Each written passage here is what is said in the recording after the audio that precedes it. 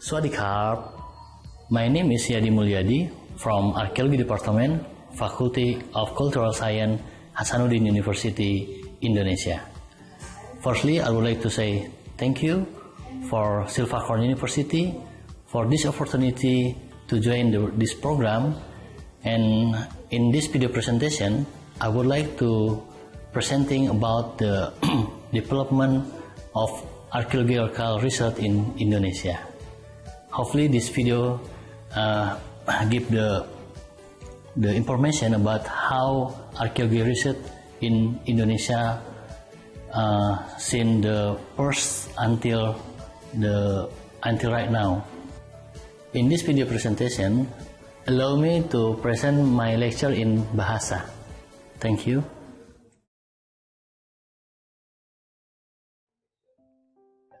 Penelitian arkeologi di Indonesia sudah berlangsung sejak masa pemerintahan Hindia Belanda. Tepatnya diawali dengan terbentuknya Lembaga Purbakala pada tanggal 14 Juni 1913. Dengan adanya Jawatan Purbakala atau Lembaga Purbakala tersebut, penelitian arkeologi di tahap awal difokuskan pada wilayah Jawa dan Madura. Para arkeolog, terutama dari bangsa Belanda, melakukan penelitian pada tinggalan-tinggalan dari periode Hindu-Buddha yang terdapat di Pulau Jawa dan juga Pulau Madura.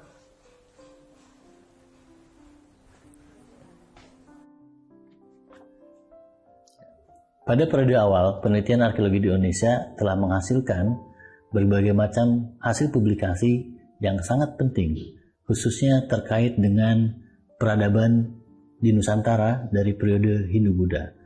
Beberapa objek kajian arkeologi dari tinggalan masa Hindu-Buddha tersebut saat ini sudah dimanfaatkan untuk kepentingan masyarakat, khususnya sebagai destinasi wisata. Salah satunya bahkan sudah ditetapkan sebagai warisan budaya dunia, yaitu Candi Borobudur di Jawa Tengah.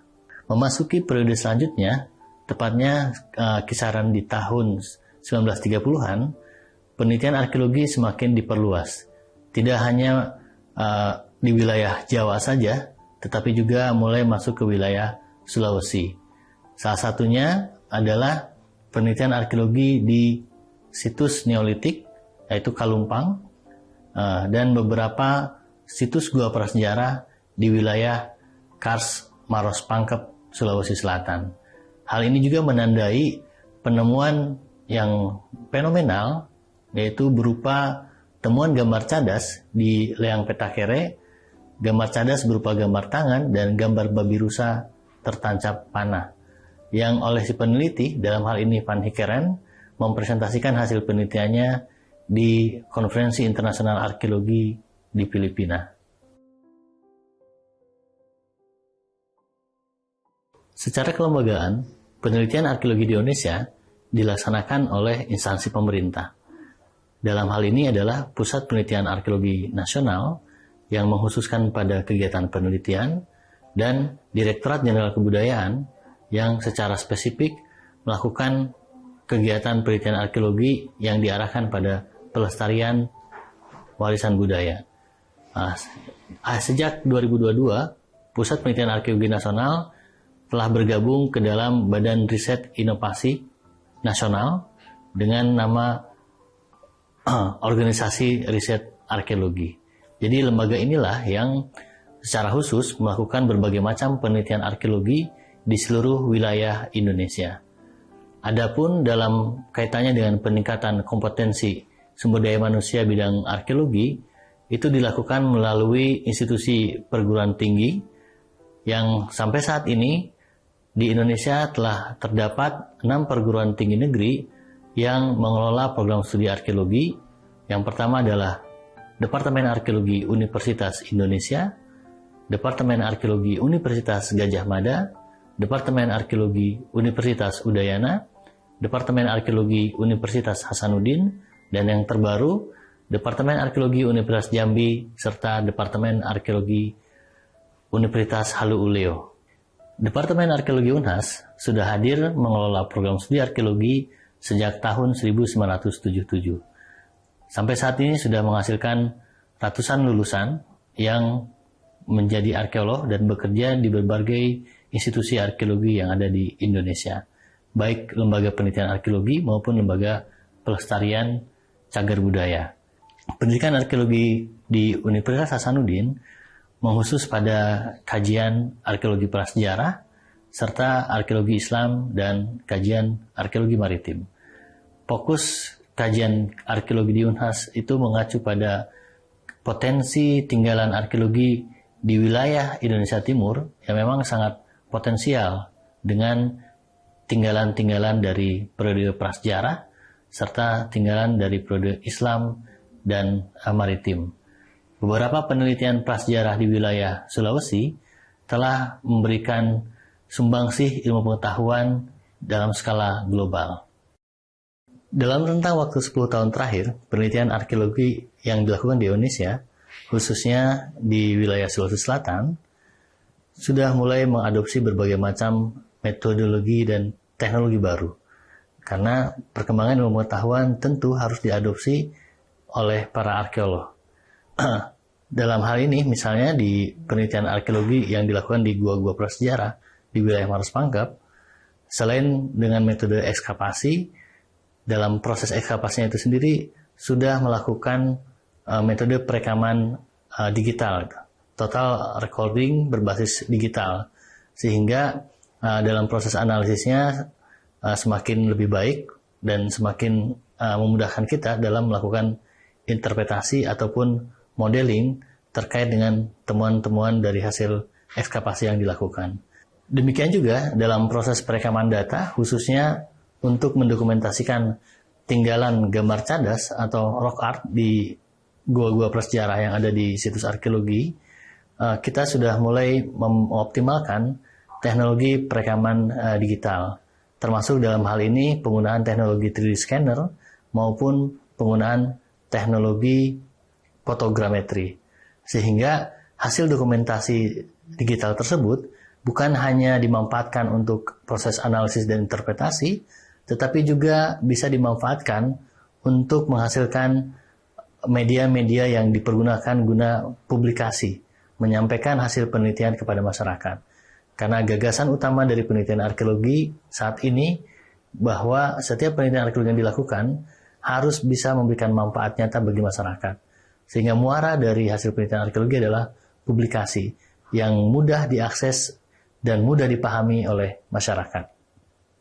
Beberapa hasil penelitian arkeologi termutakhir yang dilakukan di Sulawesi Selatan telah memberikan kontribusi pada data terbaru, salah satunya yaitu penemuan lukisan gua tertua di dunia yang publikasi dari hasil penelitian tersebut dimuat di jurnal Nature pada tahun 2014, menempatkan lukisan gambar cadas dari pertanggalan 39.900 tahun yang lalu. Kemudian penelitian berikutnya berhasil menempatkan gambar cadas di salah satu gua prasejarah di Kalimantan yang usianya lebih tua dibandingkan gambar babi rusa di situs gua prasejarah yang di Maros. Dan itu pun dimuat di jurnal Nature. Yang terakhir adalah lukisan berupa gambar cadas adegan perburuan di gua prasejarah Bulu Sipong yang berasal dari pertanggalan 43.000 tahun yang lalu. Yang terbaru dimuat di jurnal bereputasi pada tahun 2021, yaitu gambar babi rusa dari Leang Tedonge dengan usia pertanggalan 44.000 tahun yang lalu, sehingga menempatkannya sebagai lukisan prasejarah atau gambar cadas tertua di dunia. Selain tinggalan berupa gambar cadas, yang hasil penelitian tersebut sudah memberikan informasi terbaru terkait dengan sejarah peradaban manusia, beberapa tinggalan arkeologi lain dari hasil penelitian arkeologi yang sudah dilakukan di wilayah Sulawesi Selatan memberikan informasi yang menarik juga, terutama terkait dengan tata cara hidup manusia masa lalu pada periode prasejarah. Di antaranya adalah temuan liontin dari hasil ekskavasi di gua prasejarah Betue Maros yang berasal dari pertanggalan 35.000 tahun yang lalu. Hal itu mengindikasikan bahwa 35.000 tahun yang lalu manusia penghuni gua prasejarah di wilayah Maros sudah mengenal perhiasan dengan memanfaatkan tulang rusuk dari hewan kuskus. Nah, penelitian terbaru juga memberikan informasi kepada kita terkait dengan keberadaan manusia pendukung di beberapa situs prasejarah yang ada di Sulawesi Selatan. Yang pertama adalah temuan rangka manusia di Gua Prasejarah Paninge, di mana dari hasil pertanggalannya menempatkan rangka tersebut berusia 7.200 tahun yang lalu. Hal yang menarik dari temuan rangka di Liang Paninge ini atau di Gua Prasejarah Paninge ini adalah keberadaan unsur DNA Denisovan. Gitu. Jadi ini menjadi perdebatan di kalangan arkeolog sampai saat ini karena keberadaan DNA Denisovan di rangka manusia yang terdapat di Gua Prasejarah di wilayah Indonesia, khususnya di Maros ini, menjadi hal yang sangat menarik dan menjadi sangat potensial untuk dikaji secara kolaboratif, bukan hanya penelitian arkeologi, tapi penelitian yang melibatkan bidang ilmu lain yang relevan. Temuan lainnya adalah temuan rangka manusia di salah satu situs prasejarah di Kepulauan Selayar, di Provinsi Sulawesi Selatan, yang berasal dari pertanggalan 9.000 tahun yang lalu. Temuan artefaktual yang menarik dari situs tersebut adalah alat mata pancing yang terbuat dari kerang, selain temuan artefak batu. Nah, jadi dalam hal ini, penelitian prasejarah khususnya di Indonesia semakin berkembang, semakin banyak situs-situs baru yang memberikan informasi yang sangat luar biasa, baik terkait tinggalan artefaktualnya maupun terkait dengan tinggalan rangka manusianya. Dengan demikian, keberadaan situs-situs arkeologi di Sulawesi Selatan dan di Indonesia khususnya menjadi salah satu potensi bagi para arkeolog untuk melakukan penelitian secara lebih komprehensif dan juga melakukan penelitian kolaboratif yang melibatkan berbagai disiplin ilmu lain yang terkait. Karena di era sekarang, penelitian arkeologi seyogianya memang melibatkan berbagai macam bidang ilmu. Agar hasil penelitiannya lebih komprehensif, kita mendapatkan informasi yang lebih luas dan bisa menjadikan dasar yang kuat untuk menghasilkan interpretasi tentang proses penggambaran budaya manusia masa lalu maupun tata cara hidup manusia masa lalu. Saatnya penelitian arkeologi dilaksanakan dalam konsep penelitian kolaborasi. Dalam konteks penelitian arkeologi bawah air, berbeda dengan penelitian prasejarah tadi, di mana dalam penelitian arkeologi bawah air kami masih memiliki berbagai macam kendala. Salah satunya adalah keterbatasan SDM. Sebagaimana kita ketahui, penelitian arkeologi bawah air menuntut peralatan penunjang, yaitu peralatan selam yang bisa digunakan oleh para arkeolog untuk melakukan penelitian arkeologi di dasar laut maupun di dasar sungai. Di sisi lain, potensi situs arkeologi bawah air yang ada di perairan Nusantara atau di perairan Indonesia sangatlah banyak gitu. Karena sebagaimana kita ketahui, salah satu jalur pelayaran internasional di masa lalu melintasi wilayah perairan Indonesia, termasuk perairan Sulawesi Selatan. Sampai sejauh ini, hasil survei yang telah dilakukan, kita memperoleh data sebanyak 48 titik sebaran situs arkeologi bawah air. Dan untuk melaksanakan penelitian arkeologi bawah air, Departemen Arkeologi Universitas Hasanuddin bekerja sama dengan Balai Pelestarian Cagar Budaya Sulawesi Selatan untuk melaksanakan survei maupun ekskavasi bawah air. Hal yang menarik dari kajian arkeologi bawah air ini adalah objek yang ditemukan di situs arkeologi bawah air, yaitu kapal karam dengan berbagai macam muatan yang mengindikasikan bahwa kapal karam tersebut berasal dari negara lain gitu.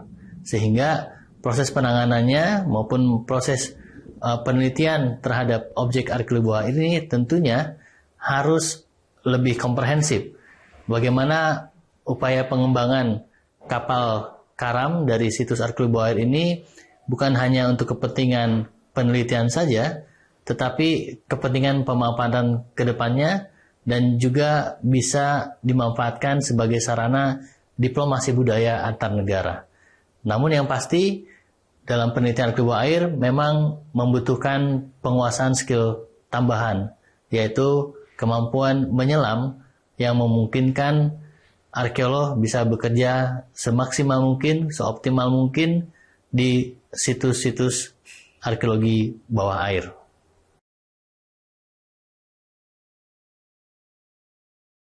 Objek kajian arkeologi lainnya yang juga menjadi fokus penelitian yaitu tinggalan arkeologi dari periode Islam. Tinggalan tersebut berupa makam-makam, bangunan istana, maupun bangunan peribadatan, dalam ini masjid. Salah satu hal yang menarik dari kajian arkeologi Islam adalah keberadaan nisan-nisan yang ada pada makam-makam Islam, khususnya di wilayah Indonesia, termasuk dalam hal ini Sulawesi Selatan, itu mengindikasikan bahwa pada periode tertentu nisan menjadi salah satu komoditi yang diperdagangkan. Salah satunya bisa kita lihat pada keberadaan tipologi nisan Aceh di makam Raja-Raja Goa Taloh yang ditemukan di wilayah Sulawesi Selatan. Tipologi nisan Aceh ini jelas memperlihatkan kesamaan tipologi dengan nisan Aceh yang memang diproduksi di wilayah kerajaan di Aceh, di Sumatera. Jadi kajian arkeologi Islam tidak hanya sebatas pada konteks kajian yang bersifat artefak oriented saja, tetapi juga bisa menjadi sumber informasi untuk membicarakan mengenai tema pelayaran dan perdagangan atau tema kemaritiman. Hal inilah yang kemudian mendasari Departemen Arkeologi Universitas Hasanuddin memfokuskan kajian arkeologi Islam selain kajian arkeologi prasejarah dan kajian arkeologi maritim. Dari beberapa penelitian arkeologi yang sudah dilakukan di wilayah Indonesia memperlihatkan bahwa tinggalan arkeologi di Indonesia konteksnya tidak hanya terkait dengan keindonesiaan saja, tetapi juga terkait dengan wilayah Asia secara umum. Oleh karena itu, ke depan penelitian arkeologi seyogianya bisa dilakukan dalam penelitian kolaboratif, melibatkan arkeolog-arkeolog yang ada di kawasan Asia, termasuk institusi pendidikan arkeologi yang ada di Asia bisa melaksanakan penelitian kolaborasi, menggarap satu situs arkeologi, dikaji dari berbagai macam perspektif, sehingga kita menghasilkan satu informasi yang lebih komprehensif, membuka informasi baru terkait dengan sejarah peradaban di Asia. Poin penting lain dalam penelitian arkeologi ke depan yaitu bagaimana kita harus nantiasa berupaya mengoptimalkan pemanfaatan teknologi terbaru dalam proses penelitian, baik dalam proses perekaman data, pendokumentasian maupun analisis. Termasuk misalnya dalam pemetaan, kita saatnya menggunakan drone dalam proses pemetaan untuk melakukan spatial analisis. Satu poin lagi yang tidak kalah pentingnya adalah memastikan penelitian arkeologi bisa diakses oleh masyarakat dengan lebih mudah. Tentu hal ini bisa juga dengan mengoptimalkan teknologi.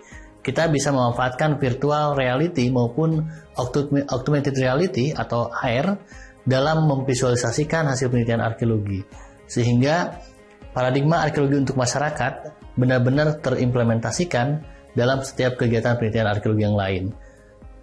Hal lain yang tidak kalah pentingnya adalah bagaimana kita senantiasa menerapkan etika profesi sebagai arkeolog, baik etika terkait dengan etika ilmiah maupun etika yang terkait dengan aspek hukum yang berlaku dalam setiap kegiatan penelitian arkeologi. Muara dari penelitian arkeologi adalah untuk masyarakat, maka orientasi dari penelitian arkeologi bukan hanya menghasilkan artikel-artikel di jurnal ilmiah saja, tetapi memastikan kebermanfaatan hasil penelitian arkeologi bisa dirasakan oleh seluruh lapisan masyarakat, membangun rasa bangga masyarakat terhadap tinggalan arkeologi yang merupakan warisan dari masa lalu, warisan dari nenek moyang yang harus selalu kita jaga, kita lindungi dan kita lestarikan.